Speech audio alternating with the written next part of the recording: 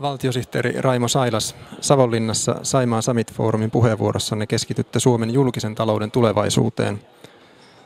Onko esimerkiksi itäsuomalaisilla julkisia terveydenhuoltopalveluita vielä vuonna 2020?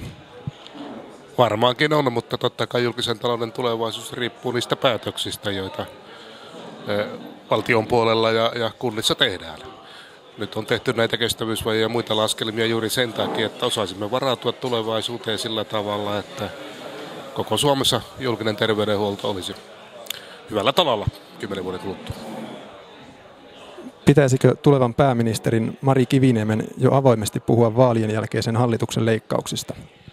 Minun mielestäni, ja nyt puhun äänestäjänä ja kansalaisena, kaikkien vastuullisten puolueiden pitäisi ennen vaaleja esittää uskottava, riittävän täsmällinen julkisen talouden tasapainottamisohjelma, joka kattaisi ainakin ensi vaalikauden.